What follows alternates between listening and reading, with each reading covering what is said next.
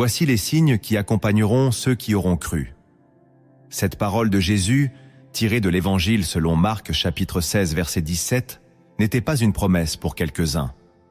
C'était une révélation pour tous ceux qui marchent dans la foi, les yeux ouverts sur le surnaturel de Dieu. Car oui, Dieu donne des signes. Et quand il s'apprête à faire quelque chose de grand dans ta vie, il ne le fait pas dans le silence. Il parle, il prépare, il aligne, et il te montre, à travers des signes invisibles aux yeux du monde, qu'il est en train de bouleverser ta destinée. As-tu déjà ressenti qu'un changement venait sans pouvoir l'expliquer? As-tu déjà vu des choses s'éloigner, des liens se briser, des opportunités s'ouvrir ou se fermer sans raison? Ce ne sont pas des hasards. Ce sont des signes, des marques de la main de Dieu sur ta trajectoire. Dans ce message, je vais te révéler 10 signes puissants que Dieu t'envoie lorsqu'il prépare une bénédiction que tu n'imagines même pas. Reste bien jusqu'à la fin, car je te partagerai aussi une prière spéciale pour que tu sois prêt à accueillir cette visitation divine. Si ce message résonne en toi, abonne-toi dès maintenant à la chaîne Lumière en Christ. Aime cette vidéo et partage-la autour de toi. Et toi, quel signe as-tu déjà vu dans ta vie qui t'a fait comprendre que Dieu préparait quelque chose? Dis-le-moi en commentaire, car ton témoignage peut éclairer quelqu'un d'autre aujourd'hui. Dans toute la Bible, Dieu n'a jamais accompli une grande œuvre sans avoir d'abord envoyé des signes. Avant le déluge, il avertit Noé et lui donna des instructions précises. Avant la naissance de Jésus, une étoile guida les mages jusqu'à la crèche. Avant la libération du peuple hébreu, les 10 plaies d'Égypte furent autant de signes de la main de Dieu. Et aujourd'hui encore, Dieu agit de la même manière. Il est le même hier, aujourd'hui et éternellement. Il parle, il prépare, il avertit. Il utilise des signes pour attirer l'attention de ses enfants, pour les préparer à ce qui vient, pour les avertir d'un changement, pour leur confirmer qu'une saison nouvelle s'approche. Le problème, c'est que beaucoup d'enfants de Dieu ignorent ces signes. Ils les interprètent comme des perturbations, des pertes, des échecs, alors qu'en réalité, ce sont des appels divins à s'aligner avec sa volonté. Dans le livre du prophète Ésaïe, chapitre 43, verset 19, Dieu dit « Voici, je vais faire une chose nouvelle sur le point d'arriver. Ne la connaîtrez-vous pas ?» Cette parole est une interpellation. Dieu agit, mais percevras-tu ce qu'il est en train de faire? Reconnaîtras-tu les signes de sa main dans ta vie? Comprendras-tu que derrière chaque changement, chaque inconfort, chaque silence, il y a peut-être une bénédiction en gestation? Aujourd'hui, tu vas découvrir les signes que Dieu place sur le chemin de ceux qu'il est sur le point d'élever. Et si tu ouvres ton cœur, ces signes deviendront pour toi des repères prophétiques, des témoins silencieux de sa présence active dans ta vie. Avant d'agir visiblement, Dieu agit silencieusement. Et avant d'agir silencieusement, il envoie des signes. Si tu ne les discernes pas, tu risques de passer à côté de la saison la plus importante de ta vie. Mais si tu ouvres tes yeux spirituels, tu verras clairement que Dieu est déjà en mouvement. Voici 10 signes prophétiques à ne pas ignorer. Le premier signe que tu dois discerner, le détachement soudain. Quand Dieu prépare une grande bénédiction, il commence souvent par te détacher. Pas brutalement, mais de manière mystérieuse. Tu sens que certaines relations se distendent. Tu n'as plus les mêmes conversations. Des lieux qui t'étaient familiers deviennent pesants. Des habitudes tombent sans explication. Et tu ne sais pas pourquoi, mais tu sens que tu dois t'éloigner. Ce détachement ne vient pas de l'ennui ou de la fatigue. Il vient du ciel. C'est Dieu qui retire ta paix de certains endroits pour mieux la placer ailleurs. Il est en train de purifier ton environnement. Et cela peut être douloureux, car tu as aimé certaines de ces personnes. Tu as investi du temps dans ces choses. Mais Dieu sait ce que tu ne vois pas. Et pour te faire entrer dans la prochaine saison, il doit t'en détacher. Regarde Abraham. Il a été appelé à quitter son pays, sa patrie, sa maison. Et il n'avait aucune idée de ce que Dieu préparait. Il avait simplement un signe, le détachement. Si tu ressens cela, ne résiste pas. Ne t'accroche pas à ce que Dieu est en train de retirer. Car ce que tu perds aujourd'hui prépare ce que tu ne pourrais pas contenir sans ce vide. Dieu crée de l'espace pour sa bénédiction. Laisse partir ce qu'il enlève. Ce n'est pas un vol. C'est une bénédiction en gestation. Le deuxième signe que tu dois discerner, l'agitation intérieure inexpliquée. Tu te réveilles un matin, et tout ce qui te semblait normal la veille te paraît soudainement insuffisant. Tu n'as pas de problème apparent. Personne ne t'a offensé, mais tu es agité.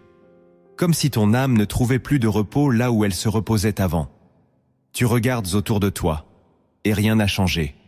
Mais en toi, tout a bougé. C'est un signe puissant. Quand Dieu veut t'élever, il commence toujours par déranger ton intérieur. Il envoie des turbulences invisibles à ton âme. Tu ressens une soif, une envie de profondeur, une aspiration que tu ne peux expliquer. Tu as envie de te retirer, de prier davantage, de comprendre ce vide que tu ressens. C'est Dieu qui t'appelle. Ce n'est pas un malaise. C'est une convocation. Moïse vivait paisiblement dans le désert, jusqu'à ce qu'un buisson se mette à brûler. Il aurait pu l'ignorer, mais son agitation intérieure l'a poussé à s'approcher, et cette agitation l'a conduit à sa destinée. Si tu ressens cette soif inexpliquée, n'essaie pas de la calmer par des distractions. C'est Dieu. Il ne te laisse plus en paix, parce qu'il t'appelle à un changement. L'agitation intérieure n'est pas un trouble. C'est souvent le prélude d'un appel. Écoute-la, suis-la, et tu verras ce que Dieu prépare.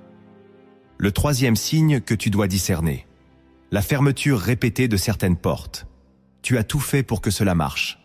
Tu as prié, tu as insisté, tu as persévéré. Mais cette porte reste fermée, et même celle qui semblait s'ouvrir se referme brutalement. C'est un signe. Quand Dieu t'empêche d'entrer, ce n'est pas pour te punir, c'est pour te protéger. Il sait ce qui t'attend derrière cette porte. Il connaît les dangers invisibles, les retards déguisés, les bénédictions empoisonnées. Et parfois, il t'aime trop pour te laisser passer. Dans le livre des Actes, Paul voulait annoncer l'évangile en Asie, mais l'Esprit Saint l'en a empêché. Pourquoi empêcher un apôtre de prêcher? Parce que ce n'était pas le bon lieu, ni le bon moment. Plus tard, Dieu l'a conduit en Macédoine, où une grande œuvre l'attendait. Les portes fermées ne sont pas des rejets, ce sont des redirections. Si tu pries avec sincérité et que Dieu ferme une porte, ne lutte pas contre. Bénis-le, car cela signifie qu'il est en train de diriger tes pas vers quelque chose de plus grand, quelque chose que tu n'aurais pas choisi seul. Ce que tu perçois comme une fin peut être le début d'un chemin que seul Dieu connaît. Fais-lui confiance. Il est en train d'aligner ta route avec sa volonté. Le quatrième signe que tu dois discerner, une soif soudaine de prière, de solitude ou de silence. Tout à coup, tu n'as plus envie de parler. Tu cherches la solitude. Tu veux prier, même sans mots. Tu veux juste t'asseoir, en silence, et écouter. C'est un signe que Dieu est tout proche. Le Saint-Esprit attire toujours dans le désert ceux qu'il veut élever. Pas pour les punir, mais pour les façonner. Avant que Jésus ne commence son ministère, il a été conduit dans le désert. Là, il a jeûné, prié, écouté. Ce n'était pas une retraite. C'était une préparation. Et cette soif que tu ressens, ce besoin de t'isoler, c'est Dieu qui t'invite dans le lieu secret. Ne méprise pas cette saison. C'est là qu'il parle clairement. C'est là qu'il purifie. C'est là qu'il révèle. Quand tu ressens ce besoin de prière et de silence, obéis. Éteins ton téléphone. Annule ce rendez-vous. Va dans un lieu calme et attends. Car ce que Dieu te dira dans le silence changera ta vie dans le bruit. Ce n'est pas une perte de temps. C'est une sanctification. Dieu prépare une bénédiction. Et il veut que ton cœur soit prêt à la recevoir. Le cinquième signe que tu dois discerner, des attaques spirituelles inhabituelles. Tu étais stable, en paix, et soudain, tout s'agite. Tu fais face à des combats que tu n'avais jamais connus. Dans ta maison, dans ton esprit, dans ton entourage. Tout semble se lever contre toi. Tu pries, mais les choses empirent. Ce n'est pas un abandon de Dieu. C'est un signe que quelque chose d'énorme approche. avant que Job ne reçoive le double de ce qu'il avait perdu, il a été attaqué violemment. Pas parce qu'il était faible, mais parce qu'il était sur le point de vivre une restauration surnaturelle. L'ennemi attaque toujours le plus fort quand il sent que sa position est menacée. Si tu es attaqué dans tous les domaines à la fois, c'est peut-être que ta percée est proche. Ne recule pas. Ne doute pas. Ne renonce pas. Tiens bon. Loue Dieu au milieu de la tempête.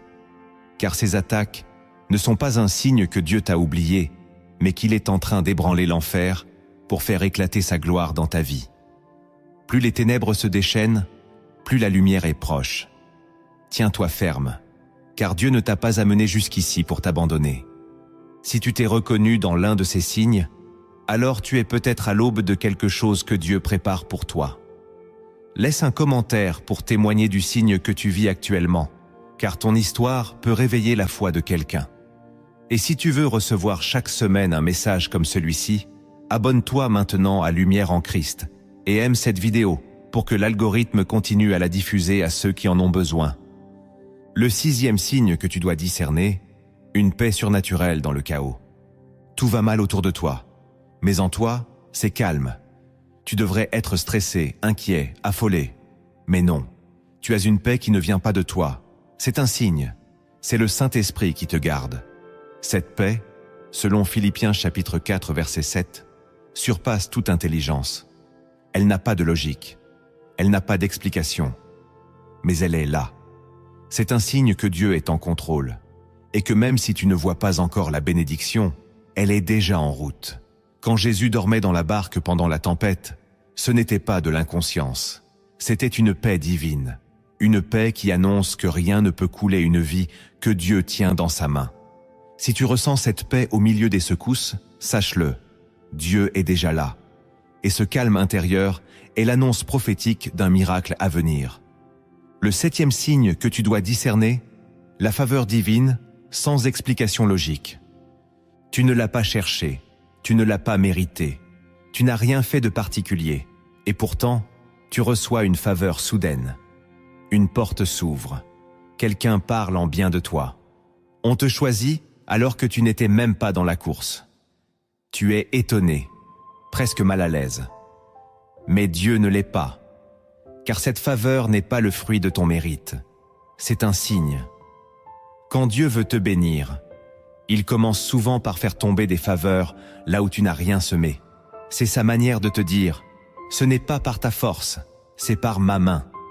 Ruth ramassait des épis dans un champ étranger, sans savoir qu'elle était en train de trouver grâce devant Boaz. Esther est entrée dans le palais sans garantie, mais le roi l'a regardée avec faveur. Joseph, vendu comme esclave, a été élevé à cause d'une faveur surnaturelle. Quand la faveur t'enveloppe, tu n'as pas besoin de convaincre. Ce sont les autres qui sont convaincus par ce que Dieu dégage à travers toi. Si tu vis une saison où les choses semblent tomber toutes seules, ce n'est pas de la chance. C'est un signe prophétique. Dieu est en train d'annoncer une élévation prochaine. Ne t'enorgueillis pas, remercie et prépare-toi, car ce n'est que le début. Le 8e signe que tu dois discerner, un sentiment d'urgence à obéir sans délai. Tu n'as pas toutes les réponses, mais tu sens que tu dois bouger. Tu ne vois pas encore où cela va te mener, mais tu sais que tu ne peux pas rester là. Ton cœur bat plus vite quand tu penses à ce changement. Tu ressens une pression douce, mais persistante, à agir maintenant. C'est un signe. Quand Dieu prépare une bénédiction, il envoie des instructions. Et ces instructions ne peuvent pas toujours attendre. Noé a dû construire l'arche sans avoir jamais vu la pluie. Abraham a dû partir sans savoir où il allait. Pierre a dû jeter son filet de l'autre côté, même s'il avait pêché toute la nuit. Quand Dieu te donne une parole, c'est qu'un moment prophétique est en cours. Et le retard dans l'obéissance peut faire manquer une saison. Ce sentiment d'urgence que tu ressens n'est pas de la précipitation. C'est une poussée divine. Dieu sait que la bénédiction est proche. Et il veut que tu sois prêt à la recevoir. Si tu attends de tout comprendre pour obéir, tu risques de rester bloqué dans la compréhension humaine. Mais si tu obéis dans la foi, tu verras ce que l'intelligence n'aurait jamais pu te révéler. L'obéissance immédiate est un langage spirituel que Dieu comprend mieux que les discours. Si tu ressens cette urgence, réponds. Tu es à un tournant. Le 9e signe que tu dois discerner, des rêves récurrents ou prophétiques. Tu dors, mais ton esprit reste en éveil. Tu vois des scènes, des symboles, des visages. Tu te réveilles avec une impression profonde. Et parfois, ces rêves reviennent. Parfois, ils te laissent troublé, parfois en paix. Mais tu sais qu'ils ne sont pas ordinaires. Ce sont des signes. Dieu parle dans le silence de la nuit, quand le tumulte du jour ne nous permet plus d'entendre. Il utilise les rêves pour avertir, révéler, préparer. Joseph, l'époux de Marie, a reçu en rêve l'instruction de ne pas la répudier, puis celle de fuir en Égypte. Daniel interprétait les songes des rois, parce qu'il comprenait le langage prophétique. Et même dans Joël chapitre 2 verset 28, Dieu promet que dans les derniers jours, il parlera par les songes et les visions. Si tu reçois des rêves marquants, ne les néglige pas. Note-les, médite-les, prie à leur sujet. Dieu est peut-être en train de t'indiquer un chemin, de te donner une confirmation, ou même de t'avertir d'un piège. Le monde ignore les rêves, mais les enfants de Dieu doivent apprendre à les écouter. Quand les rêves deviennent récurrents, c'est souvent que Dieu insiste.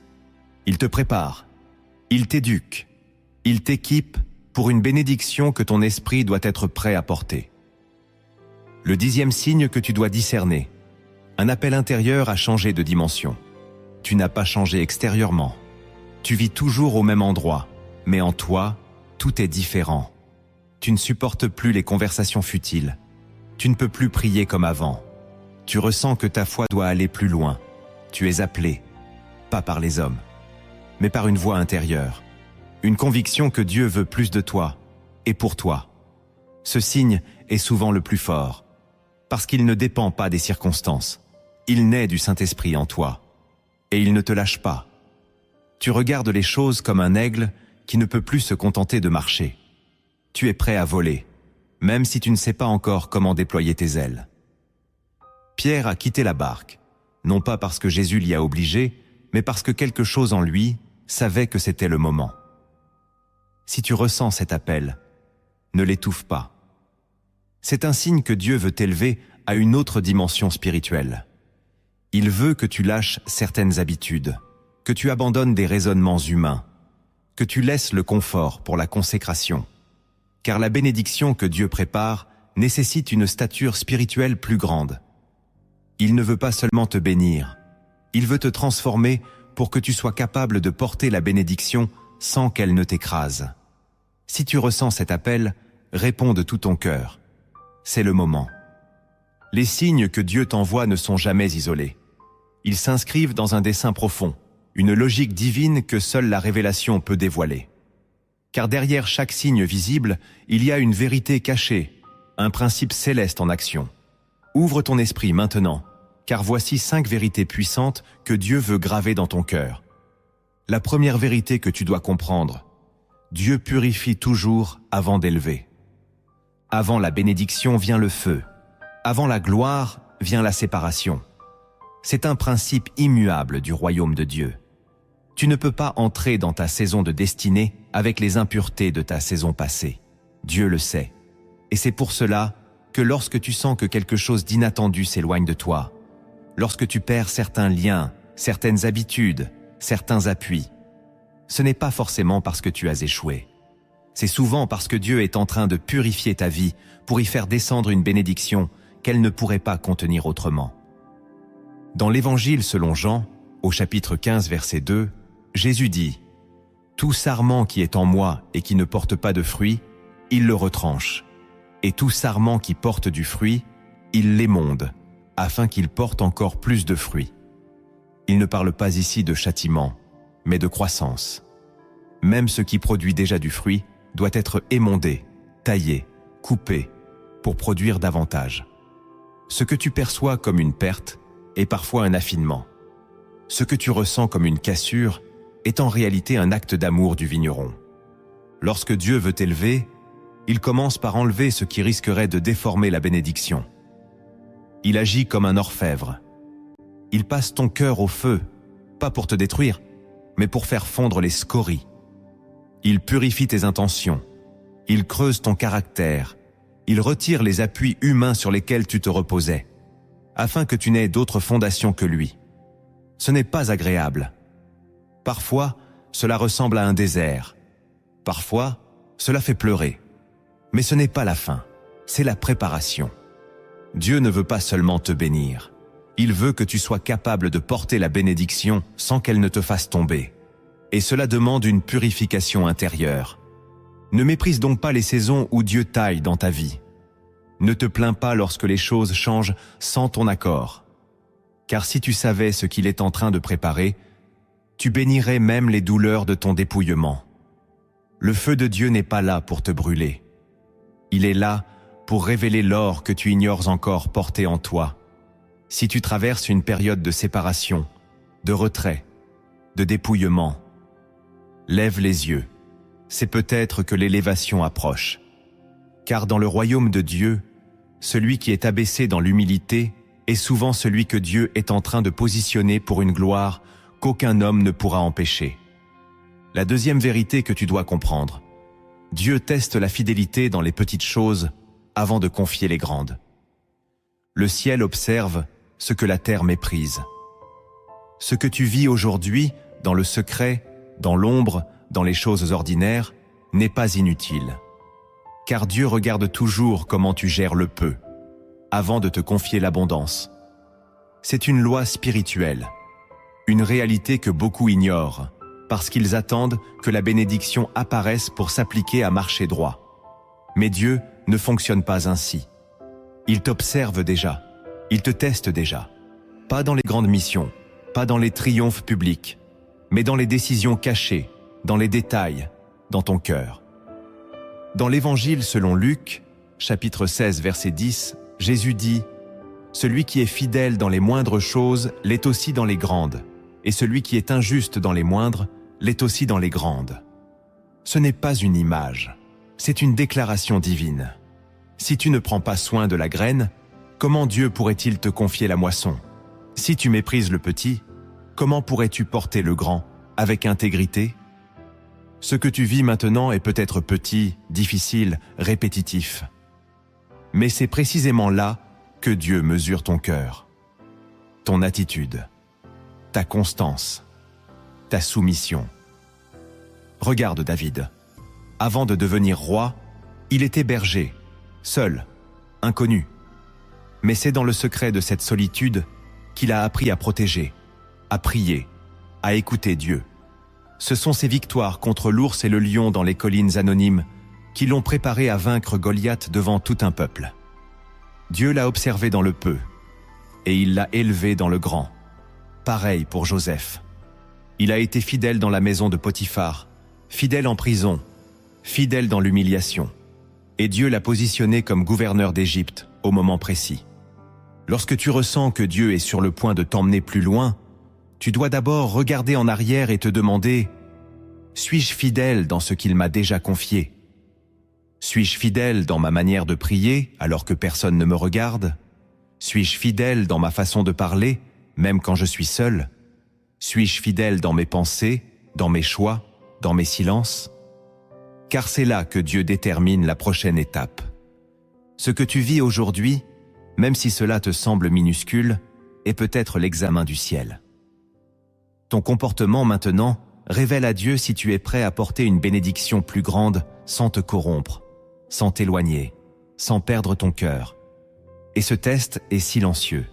Il ne s'annonce pas. Il se vit. Alors ne minimise jamais une saison humble. Ne méprise jamais une tâche qui te paraît sans gloire. Car c'est peut-être là que Dieu est en train de peser ton âme et de décréter ton élévation. Si tu veux voir la grandeur, honore déjà le peu. Car dans le royaume de Dieu, la fidélité dans l'ombre ouvre les portes de la lumière. Et la consécration dans le quotidien attire les miracles les plus surnaturels. Tu n'as pas besoin d'attendre demain pour être fidèle. Commence aujourd'hui, là où tu es. Dieu regarde, et il n'oubliera rien. La troisième vérité que tu dois comprendre. Dieu cache sa gloire dans des circonstances ordinaires. Quand on pense à la gloire de Dieu, on imagine souvent le spectaculaire, le visible, le bouleversant. Mais dans la réalité spirituelle, la gloire de Dieu se manifeste le plus puissamment là où personne ne la cherche. Elle se déploie souvent dans des circonstances qui semblent banales, faibles ou insignifiantes. Car Dieu ne cherche pas à impressionner, il cherche à transformer.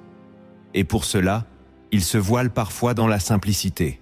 Ce que beaucoup ignorent, c'est que Dieu agit souvent sans bruit. Il cache sa main dans les événements quotidiens. Il utilise l'ordinaire pour y déposer l'extraordinaire.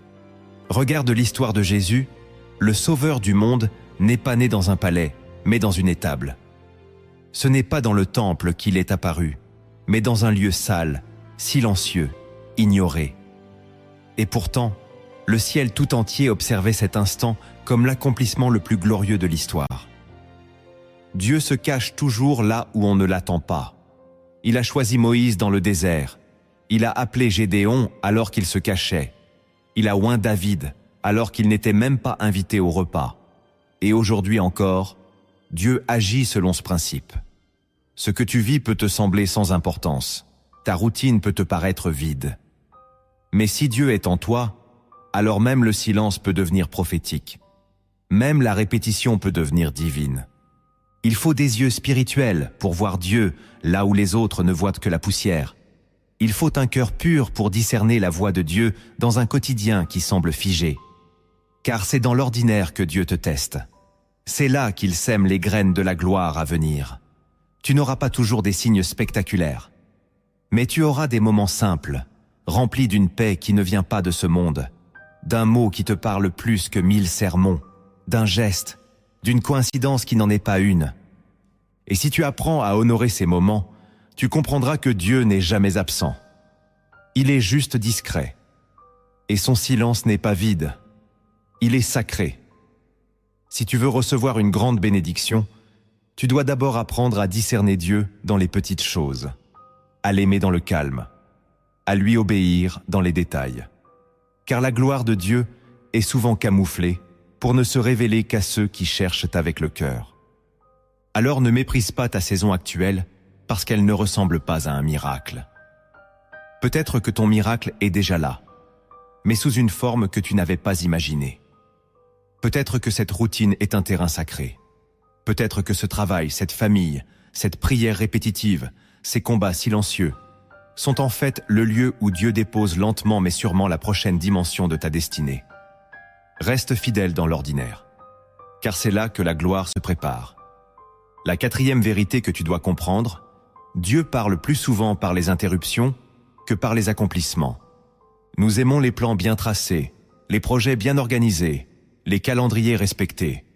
Nous rêvons d'une vie spirituelle linéaire, fluide, maîtrisée. Mais Dieu n'est pas un gestionnaire de planning. Il est un maître du kairos, ce temps divin qui interrompt le cours naturel des choses pour y injecter sa volonté souveraine. Et bien souvent, ce n'est pas dans la réalisation parfaite de nos objectifs que Dieu nous parle, mais dans leur interruption brutale. Combien de fois as-tu été dérouté par un événement que tu n'attendais pas? Une maladie, une séparation, une perte, un changement soudain, et tout ce que tu avais prévu s'écroule. Tu pries, tu ne comprends pas. Mais si tu regardes avec les yeux de l'esprit, tu verras que c'est précisément là, dans ce moment suspendu, que Dieu commence à parler d'une voix différente. Il ferme une porte, non pas pour te punir, mais pour capter ton attention. Il brise une habitude, non pas pour te frustrer, mais pour briser un schéma qui t'empêchait d'aller plus loin. Dans le livre des Actes, Saul de Tarse marchait avec certitude sur la route de Damas, avec des lettres d'autorité en main. Il était convaincu de faire la volonté de Dieu. Mais Dieu est venu l'interrompre. Une lumière, une chute, une voix, et plus rien n'était comme avant. C'est cette interruption divine qui a changé un persécuteur en apôtre. Ce que Saul croyait être un obstacle était en fait une porte. Ce qu'il pensait être une fin était le début d'une mission qui allait bouleverser le monde. Et aujourd'hui encore, Dieu agit de cette manière. Il interrompt, il dérange, il ralentit. Non pas parce qu'il est contre toi, mais parce qu'il veut t'enseigner une vérité que tu n'aurais jamais apprise en ligne droite. Si tu veux vraiment comprendre les signes de Dieu, tu dois accepter que ces interruptions sont des langages prophétiques. Elles sont des zones de contact où le ciel rencontre la terre, non pas pour te perdre, mais pour te repositionner. Ne panique pas lorsque Dieu interrompt ton programme. Ne te ferme pas lorsque quelque chose t'échappe. Laisse-toi enseigner. Laisse-toi guider. Car souvent, la plus grande bénédiction de ta vie commence au moment précis où tes projets s'arrêtent. Ce n'est pas l'échec d'un homme, c'est l'entrée en scène de Dieu. La 5e vérité que tu dois comprendre, Dieu révèle la grandeur de sa bénédiction par la taille du combat que tu vis avant. Il y a des batailles que tu ne comprends pas. Tu pries, tu jeûnes, tu restes fidèle. Mais le feu s'intensifie. Les oppositions se multiplient. Les retards s'enchaînent. Et tu te demandes pourquoi. Pourquoi maintenant? Pourquoi alors que tu marches dans l'obéissance? Pourquoi alors que tu veux simplement faire la volonté de Dieu? La réponse est là, enfouie dans cette vérité que beaucoup refusent d'entendre. Plus la bénédiction est grande, plus la pression avant est intense. Ce n'est pas une punition, c'est une annonce. Dans le royaume de Dieu, les combats ne sont jamais gratuits. Le ciel ne permet pas une épreuve sans y avoir placé un poids de gloire en attente. Chaque tempête qui secoue un croyant fidèle est un message spirituel. Une parole silencieuse qui dit « Prépare-toi, car ce qui vient est plus lourd que ce que tu peux porter aujourd'hui. Et pour porter ce poids, il faut être creusé, il faut être affermi, il faut passer par un feu que l'on n'explique pas, mais que Dieu maîtrise parfaitement. » Regarde Job. L'homme était intègre, pieux, craintif de Dieu. Pourtant, il a tout perdu. Sa famille, sa santé, ses biens, son honneur. Il s'est retrouvé seul, incompris, accablé. Mais ce que Job ignorait, c'est que cette violence était le prélude à une double portion. Ce qu'il vivait n'était pas une punition, c'était un repositionnement. Et Dieu a permis l'épreuve, parce que la récompense devait surpasser tout ce que Job avait connu. De même, Jésus a été livré, insulté, cloué, avant d'être glorifié. La croix a précédé la résurrection. Le sang a précédé la victoire. Si tu traverses une saison de combat profond, de feu que tu ne comprends pas, d'opposition étrange, c'est peut-être parce que tu es plus proche de la bénédiction que tu ne le crois. Le diable n'attaque pas les terrains vides. Il convoite ce que Dieu s'apprête à libérer. Et Dieu permet parfois que tu sois secoué afin que ta foi ne repose plus sur l'émotion, mais sur la révélation. Il t'apprend à te tenir debout dans le vent, car la couronne qu'il prépare ne peut pas être portée par des épaules fragiles. Ce que tu vis est peut-être une école divine. Chaque larme, chaque silence, chaque combat que personne ne voit est un outil dans les mains de Dieu pour élargir ton esprit, fortifier ta vision, affiner ton discernement. Tu n'es pas puni, tu es formé. Et plus l'épreuve est douloureuse, plus le dépôt qui arrive est glorieux. La souffrance n'est pas la fin. Elle est l'annonce. Elle est le signe que le ciel s'apprête à poser sur toi quelque chose de plus grand que tu ne peux l'imaginer. Alors ne baisse pas les bras. Ne doute pas de l'amour de Dieu à cause de la difficulté de la saison. Car souvent, ce que tu vis comme ton plus grand combat est en réalité le dernier couloir avant ton entrée dans une dimension nouvelle. Et ceux qui persévèrent jusqu'au bout verront la main de Dieu non seulement les relever, mais les établir. Voir les signes, c'est bien. Mais y répondre dans la foi, c'est ce qui transforme ta vie. Car Dieu ne montre jamais quelque chose sans attendre une réaction. Si tu discernes ces signes, il t'appelle à t'aligner. Voici maintenant 7 actes puissants que tu dois poser pour marcher dans l'accomplissement de la bénédiction que Dieu prépare pour toi. Le premier acte que tu dois poser. Sanctifie ton environnement. Avant de te confier une nouvelle bénédiction, Dieu t'appelle à purifier ce qui t'entoure. Ton environnement est prophétique. Ce qui règne dans l'espace que tu habites influence directement ta capacité à entendre, à discerner, à croire. C'est pour cela que le premier pas vers la visitation divine n'est pas toujours spirituel en apparence. Il est pratique, concret, radical. Il consiste à sanctifier ton environnement. Regarde Moïse au pied du buisson ardent. Avant même que Dieu ne parle, il lui dit « Ôte tes sandales, car le lieu où tu te tiens est une terre sainte. » Ce n'était qu'un désert, un sol sec et poussiéreux, mais la présence de Dieu l'a sanctifié. Et pour rester là, pour entendre, pour recevoir l'appel divin, Moïse a dû changer quelque chose dans son apparence extérieure. Ce n'est pas un symbole, c'est une leçon. Aujourd'hui, Dieu te dit « Je veux t'envoyer une bénédiction. » Mais tu dois préparer ton atmosphère. Cela commence par faire le tri, retirer les choses qui bloquent la paix, éteindre les voix qui t'éloignent de la prière, mettre de l'ordre dans ce qui te distrait, dans ce qui pollue ton regard, dans ce qui vole ton temps sans nourrir ton âme. Cela peut être un écran, une relation, une habitude, un objet. Quand tu ressens que Dieu t'approche, ce n'est pas le moment de tout garder. C'est le moment de faire place. Dans l'Ancien Testament, les prophètes sanctifiaient les lieux avant d'invoquer la gloire. Élie réparait l'autel avant d'appeler le feu. Jésus lui-même, avant de ressusciter la fille de Jaïrus, a fait sortir les moqueurs. Il savait que l'environnement doit correspondre à l'onction qui va descendre. Si tu veux recevoir quelque chose de nouveau, tu dois créer une atmosphère nouvelle. Sanctifier ton environnement, c'est aussi choisir ce que tu laisses entrer dans ta maison, dans ton esprit, dans ton cœur. C'est refuser que la confusion règne dans le lieu où tu attends la lumière. C'est faire de ton espace un sanctuaire, même modeste, où Dieu est honoré en premier. Tu n'as pas besoin d'une cathédrale, tu as besoin d'un cœur décidé et d'un lieu en paix. Car Dieu aime la paix, et il se manifeste là où tout en toi dit « Seigneur, je t'attends ». Alors aujourd'hui, pose cet acte prophétique. Purifie ce qui t'entoure. Ce n'est pas un geste banal. C'est une déclaration d'attente. C'est un cri silencieux qui dit à Dieu « Je suis prêt ». Et quand Dieu voit un cœur prêt, il ne tarde pas. Il descend. Sanctifie ton environnement et prépare-toi à entendre sa voix comme jamais auparavant. Le deuxième acte que tu dois poser. Embrasse le silence de Dieu. Quand Dieu se tait, ce n'est jamais par absence. C'est souvent par stratégie.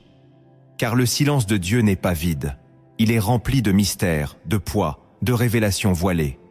Il enseigne, il façonne, il dépouille. Et lorsque tu discernes que Dieu prépare quelque chose de grand pour toi, il te faut apprendre à ne pas paniquer devant son silence, mais à l'embrasser comme un espace sacré où sa volonté s'élabore lentement, mais sûrement. Beaucoup de croyants échouent, non pas parce qu'ils n'ont pas entendu Dieu, mais parce qu'ils ont mal réagi à son silence. Ils ont pris son calme pour une absence. Ils ont confondu la pause divine avec un abandon. Et dans la précipitation, ils ont voulu combler ce vide par des décisions humaines, des initiatives charnelles, des compromis dangereux. Mais si tu crois vraiment que Dieu t'a montré des signes, alors tu dois aussi croire qu'il sait quand se taire pour mieux te préparer. Regarde Abraham. Dieu lui a promis un fils. Il lui a parlé avec puissance, avec clarté. Mais ensuite, silence. Des années sans aucune confirmation, sans voix, sans miracle. Et c'est dans ce silence qu'Abraham a dû continuer à croire, à espérer contre toute espérance, à marcher avec Dieu sans repère extérieur. Et c'est ce type de foi qui ouvre le ciel. Une foi qui ne dépend pas du bruit, mais de la confiance. Quand Dieu est silencieux, c'est souvent qu'il travaille profondément. En toi, autour de toi, dans les autres, dans les temps, dans les lieux. Il assemble les pièces invisibles d'un plan qui te dépasse. Et s'il se tait, c'est parce qu'il veut que tu apprennes à marcher par révélation intérieure, non par agitation extérieure. Le silence est l'école des prophètes. Le désert est le berceau des voix puissantes. C'est là que Dieu façonne ceux qu'il veut envoyer plus loin. Embrasser le silence de Dieu, ce n'est pas rester passif. C'est rester dans la prière, mais sans exigence. C'est lire la parole avec faim, même quand aucun verset ne semble te parler. C'est louer Dieu quand tu n'as aucune émotion. C'est rester fidèle à ton poste, même sans message clair. C'est dire « je ne ressens rien, mais je sais qu'il est là ». Et cette fidélité dans le silence attire l'intervention dans la clarté. Alors aujourd'hui, si Dieu se tait, ne cherche pas à le forcer à parler. Apprends à te taire toi aussi. Écoute plus que tu ne parles. Observe plus que tu ne demandes. Laisse sa paix remplir ce vide apparent. Car ce vide est un lieu d'attente. Et ceux qui honorent le silence de Dieu verront sa voix revenir avec plus de force, plus de précision, plus de gloire qu'ils ne l'avaient imaginé. Le troisième acte que tu dois poser, obéis sans tout comprendre. Quand Dieu envoie des signes, il ne t'expliquera pas tout. Il te montrera l'essentiel, mais jamais toute la carte. Il te donnera un mot, pas un plan. Une direction, pas une destination détaillée. Et c'est là que beaucoup échouent. Ils veulent tout comprendre avant d'obéir. Ils attendent que les choses fassent sens selon leur logique. Mais Dieu n'est pas limité par ta logique. Il n'agit pas pour satisfaire ton raisonnement, mais pour accomplir sa volonté éternelle. Dans l'Écriture, Dieu agit toujours en révélant une partie, jamais le tout. Quand il appelle Abraham, il lui dit simplement « Va vers le pays que je te montrerai ». Quand il ordonne à Moïse de frapper le rocher, il ne lui décrit pas les faits. Quand Jésus dit à Pierre de jeter son filet, il ne lui annonce pas le miracle. Et pourtant, ceux qui obéissent, sans tout comprendre, sont ceux qui voient l'impossible devenir réalité. Si tu attends d'avoir toutes les réponses pour te lever, tu ne te lèveras jamais. Si tu attends que tout soit sécurisé, tu ne marcheras jamais par la foi, car la foi commence là où le contrôle s'arrête. Obéir sans comprendre, ce n'est pas de la naïveté, c'est de la confiance. C'est dire à Dieu, « Je ne saisis pas tout, mais je sais que tu es bon, alors je te suis. » C'est avancer dans la brume, parce que tu reconnais la voix qui t'appelle. Obéir sans tout comprendre, c'est poser des actes prophétiques. C'est postuler alors que tu n'as pas le profil. C'est pardonner alors que tu n'as pas reçu d'excuses. C'est donner alors que tu es dans le besoin. C'est commencer à louer Dieu alors que tu es encore dans la douleur. Et c'est cette obéissance qui attire le ciel, car Dieu répond toujours à la foi incarnée. Il bénit les pas tremblants, pas les raisonnements figés. Tu ne peux pas demander une bénédiction surnaturelle en t'appuyant uniquement sur des garanties naturelles. Tu dois poser des actes qui parlent le langage du royaume. Et ce langage, c'est l'obéissance immédiate. C'est marcher même quand tu ne vois pas. C'est semer même quand tu ne comprends pas. C'est lâcher prise, même quand rien ne bouge encore. Et Dieu, lui, voit tout cela. Il voit ton cœur. Il voit ta foi. Et il agit. Alors aujourd'hui, si Dieu t'a déjà parlé, si tu as déjà perçu un signe, ne reste pas figé dans l'analyse. Pose un acte. Change quelque chose. Déplace-toi. Décide. Écris. Témoigne. Libère. Sème. Fais un pas dans la direction qu'il t'a donnée. Même petit. Même discret. Car c'est ce premier pas, dans l'inconnu, qui ouvre la porte de ce que tu ne peux pas encore imaginer. Le quatrième acte que tu dois poser, cultive la fidélité dans les petites choses. Dieu regarde toujours ce que les hommes ignorent. Il mesure ton cœur non à la grandeur de ce que tu fais, mais à la manière dont tu le fais. Et dans les saisons de préparation, quand Dieu t'envoie des signes, il t'observe. Non pas pour te juger, mais pour discerner si ton caractère peut soutenir la bénédiction qu'il s'apprête à déposer sur toi. Et l'un des critères les plus puissants qu'il utilise, c'est ta fidélité dans les choses que personne ne célèbre. Dans l'Évangile, Jésus dit que celui qui est fidèle dans les moindres choses le sera aussi dans les grandes. Ce n'est pas une formule morale, c'est une clé spirituelle. Car ce que tu vis aujourd'hui, même si cela semble petit, est un test. Ton obéissance quand personne ne te voit est une épreuve silencieuse. Ta persévérance dans les tâches que tu trouves banales est une préparation divine. Le ciel pèse l'attitude avant d'élever le ministère. Regarde David. Il n'a pas été choisi roi parce qu'il avait tué un géant. Il a été oint parce qu'il était fidèle au chant, seul avec les brebis, chantant pour Dieu, alors qu'aucun regard humain ne l'applaudissait.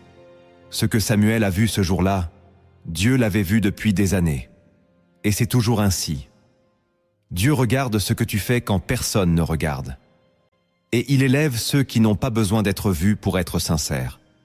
Être fidèle dans les petites choses, c'est veiller à ton attitude dans ta maison. C'est continuer à prier même quand rien ne change. C'est honorer les engagements sans chercher les applaudissements. C'est travailler avec excellence, même quand la tâche semble insignifiante. C'est parler avec grâce, même à ceux qui ne t'écoutent pas. Ce sont ces gestes, invisibles aux yeux du monde, qui provoquent les percées visibles aux yeux de tous. Dieu ne te confiera pas de grandes choses tant que tu ne traites pas les petites comme si elles étaient grandes. Car ce n'est pas la taille de la mission qui révèle la grandeur du cœur, c'est la manière dont tu la vis. Si tu traites avec négligence ce que Dieu t'a confié maintenant, tu montres que tu n'es pas prêt pour ce qui vient ensuite. Mais si tu l'honores avec respect, avec constance, avec foi, alors tu bâtis une fondation solide sur laquelle Dieu pourra déposer plus. Alors aujourd'hui, arrête de mépriser ta saison actuelle. Regarde-la comme un champ d'entraînement céleste. Chaque action fidèle est une pierre ajoutée à ton appel futur. Ce que tu fais dans le secret prépare ce que Dieu fera dans la lumière. Sois fidèle là où tu es, et Dieu t'ouvrira là où tu n'as même pas encore osé rêver. Le 5e acte que tu dois poser, rends gloire à Dieu au milieu du combat. Quand tu discernes les signes que Dieu prépare quelque chose de grand, tu dois apprendre à le glorifier avant même que cela n'arrive. Ce n'est pas naturel. Louer au sommet est facile. Mais louer dans la vallée, louer dans l'attente, louer dans la douleur, c'est là que se révèle une foi authentique. Et c'est ce type de louange qui attire le ciel, qui déplace les murs invisibles, qui ouvre les portes scellées. Trop souvent, les croyants attendent de voir pour remercier. Mais dans le royaume de Dieu, c'est l'inverse. Tu rends gloire et ensuite tu vois. Tu déclares et ensuite tu reçois. C'est ainsi que Dieu agit, parce que la louange au milieu du combat est une démonstration de confiance totale. Elle dit « Je ne comprends pas tout, mais je sais qui tu es ». Elle dit « Même si je ne vois rien, je choisis de croire que tu agis ». Regarde Paul et Silas, battus, enchaînés, enfermés dans une prison. Rien n'annonçait la libération. Rien ne laissait penser que Dieu allait intervenir. Et pourtant, ils ont loué, dans la douleur, dans le noir. Et pendant qu'ils chantaient, les fondations de la prison ont tremblé. Les chaînes sont tombées. Les portes se sont ouvertes. Pas après une prière spectaculaire, mais après une louange sincère, au cœur du combat. Ce n'est pas un détail, c'est une arme. Ta louange, au milieu de l'épreuve, n'est pas une fuite. C'est un acte de guerre spirituelle. Tu déplaces l'atmosphère, tu repousses les ténèbres, tu changes la perspective. Tu dis à ton âme, regarde au-dessus. Tu dis à ton environnement, je choisis la lumière, même si je suis encore dans l'ombre. Et cette posture provoque le mouvement divin. Rends gloire à Dieu maintenant, pas demain, pas quand tu auras tout reçu, mais maintenant, dans le brouillard, dans le silence, dans la confusion. Loue-le parce qu'il est fidèle. Loue-le parce que ce qu'il a commencé, il l'accomplira. Loue-le parce que même si tu ne vois pas encore la bénédiction, tu en portes déjà les signes. Et ne t'attends pas seulement à une réponse émotionnelle. Attends-toi à un changement de dimension. Parce que lorsque tu loues Dieu dans le feu ne te brûle plus, il te purifie. Et lorsque tu l'élèves dans la nuit devient témoin de ton élévation future. Ta louange aujourd'hui est la clé de ta délivrance demain. Alors lève la voix, même si elle tremble. Chante, même si tu pleures. Déclare sa grandeur, même si ton cœur est brisé. Car ce n'est pas la fin, c'est l'écho d'une gloire qui approche. Et Dieu honore toujours ceux qui l'honorent dans le désert. Ta louange est une prophétie. Proclame-la. Le 6e acte que tu dois poser. Renouvelle ton intelligence par la parole. Lorsque Dieu envoie des signes, ce n'est pas seulement pour attirer ton attention. C'est pour t'inviter à penser autrement, à voir autrement, à marcher autrement. Car aucune bénédiction durable ne peut être reçue avec un esprit non renouvelé. Tu ne peux pas contenir une œuvre nouvelle avec une mentalité ancienne. Tu ne peux pas vivre un changement extérieur si ton intérieur reste figé dans de vieux schémas.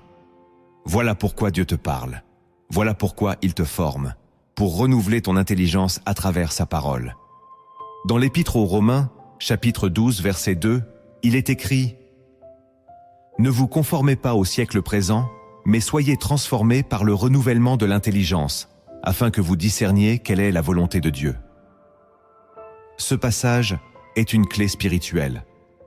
Il ne dit pas que la transformation vient du miracle. Il dit qu'elle vient de l'intelligence renouvelée. Si tu veux comprendre les signes que Dieu t'envoie, tu dois laisser sa parole transformer ton esprit. Trop souvent, nous voulons que Dieu nous bénisse selon notre manière de penser. Mais le ciel n'agit pas selon la logique humaine. Il agit selon ses desseins éternels. Et pour les comprendre, il faut se nourrir des Écritures. Pas de manière religieuse, mais de manière vivante. Lire non pour cocher une case, mais pour recevoir une révélation. Méditer non pour accumuler des versets, mais pour être changé à l'intérieur. Renouveler ton intelligence, c'est prendre chaque pensée captive et l'aligner à la vérité de Dieu. C'est remplacer la peur par la foi, le doute par la promesse, la culpabilité par la grâce, l'impatience par l'espérance. C'est réapprendre à penser comme un fils et non comme un esclave.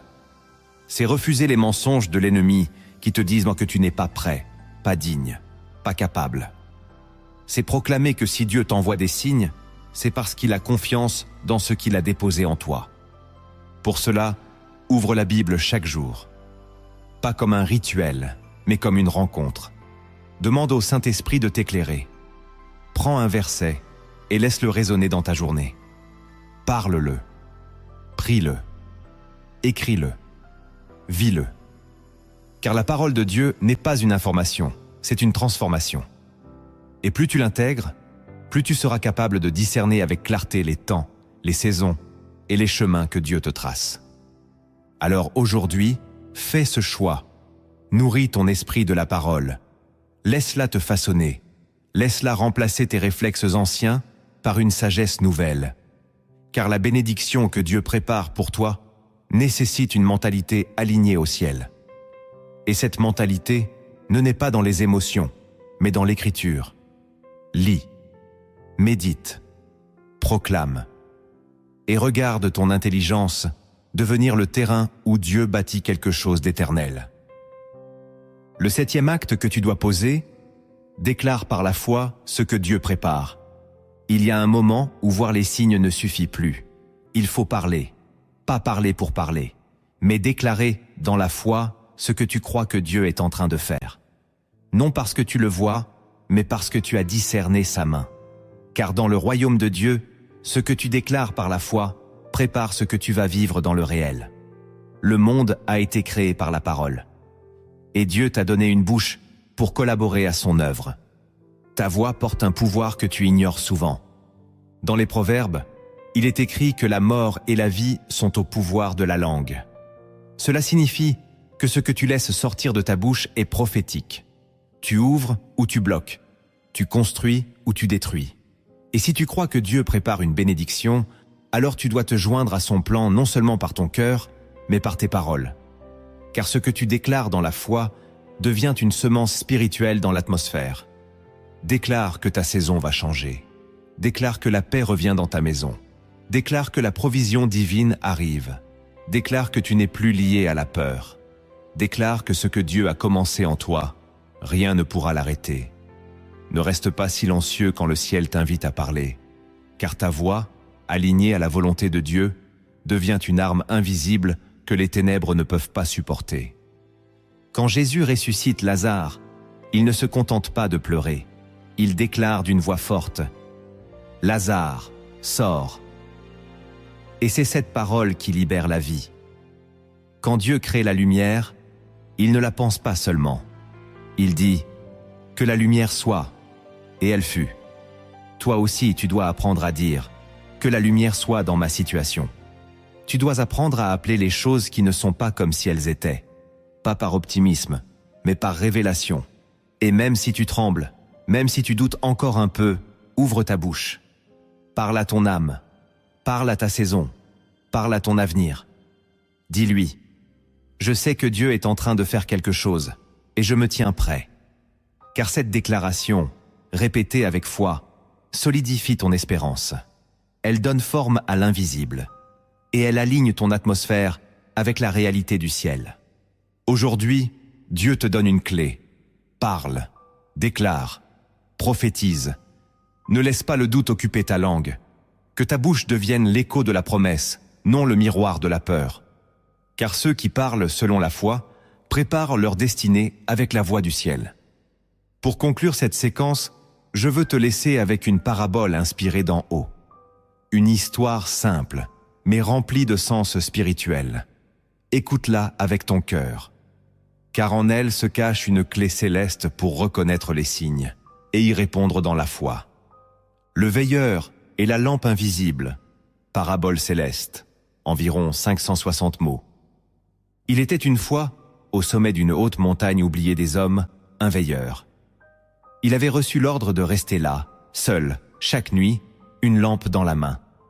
Cette lampe n'émettait aucune lumière visible, aucun feu, aucune lueur. Elle semblait vide, inutile. Pourtant, on lui avait dit « Tiens-la allumée, quand le temps viendra, elle brillera. » Au début, le veilleur posait des questions. Il regardait le ciel, demandant à Dieu pourquoi veiller avec une lampe qui ne brillait pas. Les autres passants se moquaient. « À quoi bon rester là? Ta lampe est morte. » Mais lui, il restait, nuit après nuit, dans le froid, dans le silence, il veillait. Sans signe, sans voix, juste avec une promesse. Il apprit à aimer ce silence, à parler avec Dieu sans mots, à écouter le vent, les feuilles, les étoiles. Parfois, une pensée lui venait. Et si tout cela ne servait à rien? Mais il se souvenait de l'ordre. Quand le temps viendra, elle brillera. Alors il attendait. Les saisons passaient. L'hiver couvrait la montagne. Le printemps revenait, puis l'été, puis l'automne. Les années coulaient comme l'eau d'un torrent, et toujours, rien. Rien que cette lampe invisible, froide, muette. Un soir, alors que son cœur était fatigué, le veilleur se leva une fois de plus. Il se posta au bord du rocher, là où il avait toujours veillé. Mais ce soir-là, il n'y avait pas de lune, aucune étoile, juste une obscurité lourde, écrasante. Et dans cette nuit totale, une voix intérieure lui souffla « Lève ta lampe !» Il obéit. Il la leva, comme il l'avait fait des centaines de fois. Mais cette fois-ci, la montagne s'illumina. Non pas de flammes visibles, mais d'une lumière céleste que seul un cœur éveillé pouvait percevoir. Ce n'était pas une lumière pour les yeux. C'était une lumière pour l'âme, une paix profonde, une révélation éclatante, comme si tous ces silences passés s'étaient transformés en présence divine. À cet instant, il comprit. Ce n'était pas la lampe qui était invisible. C'était lui qui devait apprendre à voir autrement, à croire sans preuve, à attendre sans comprendre, à obéir sans recevoir. Et c'est cette foi nue, silencieuse, immobile, qui avait gardé la lampe allumée tout ce temps, sans qu'il ne le sache. Puis, la lumière s'étendit. Elle descendit la montagne. Elle toucha la vallée, les maisons, les familles. Et ceux qui s'étaient dit moqués levèrent les yeux. Ils ne comprenaient pas ce qui se passait. Mais ils virent que la montagne brillait, et que le veilleur, lui, n'avait jamais quitté son poste. Depuis ce jour, les générations se souviennent de lui comme de celui qui avait cru dans l'invisible. Celui qui avait persévéré dans le silence. Celui qui avait reconnu les signes, non avec les yeux, mais avec l'âme. Et chaque fois qu'un croyant doute, chaque fois qu'un cœur attend dans la nuit, on lui raconte cette histoire. Reste fidèle. Ta lampe est peut-être invisible aux hommes, mais elle est déjà en train d'éclairer le ciel. Tu as maintenant entendu. Tu as vu à travers l'esprit. Tu as discerné les signes, compris leur sens, et reçu les clés pour y répondre. Mais maintenant, il ne s'agit plus seulement de savoir. Il s'agit de croire. Il s'agit de marcher. Il s'agit de dire à Dieu, « Je suis prêt ». Car les signes que Dieu te montre ne sont pas un spectacle. Ils sont une invitation. Tu n'as pas été guidé jusqu'ici par hasard. Si tu es encore là, si ton cœur a vibré à certains passages, si ton esprit a été saisi, c'est que le ciel est en mouvement. C'est que Dieu parle et qu'il cherche un cœur qui dise « Me voici ». Il ne cherche pas la perfection. Il cherche la disponibilité. Il ne cherche pas la puissance. Il cherche la foi. Et toi, tu es à un tournant. Soit tu laisses ces signes passer comme des émotions passagères, soit tu les prends au sérieux et tu entres dans une nouvelle dimension avec Dieu. La décision t'appartient. Mais sache-le, Dieu n'oublie jamais ceux qui répondent à ses appels dans le secret. Alors, si ce message a touché ton cœur, je t'invite à poser 3 actes simples mais puissants. D'abord, abonne-toi à cette chaîne si ce n'est pas encore fait. Car ici, chaque message est une nourriture spirituelle, un feu doux qui éclaire ton chemin semaine après semaine. Ensuite, aime cette vidéo et partage-la à quelqu'un que tu sens en attente, en combat ou en veille. Tu peux devenir le veilleur qui éclaire un autre cœur. Enfin, écris en commentaire cette déclaration de foi. Seigneur, je reconnais les signes, je t'attends. C'est plus qu'une phrase. C'est une prière silencieuse qui peut changer l'atmosphère de ta vie. Et maintenant, si tu es prêt, inclinons nos cœurs ensemble pour cette prière. Seigneur notre Dieu, toi qui vois dans le secret, toi qui parles dans le silence, toi qui traces les chemins que nos yeux ne voient pas. Aujourd'hui, je viens devant toi avec un cœur ouvert, un cœur qui veut comprendre, un cœur qui veut obéir.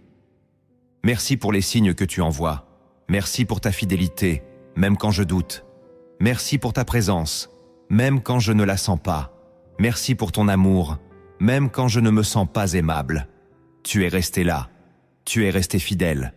Et aujourd'hui, je reconnais que c'est toi qui étais derrière ces signes que je n'ai pas toujours compris. Seigneur, ouvre mes yeux spirituels. Donne-moi de voir au-delà de l'apparence, de reconnaître tes traces dans mon quotidien, de sentir ton souffle dans les détours.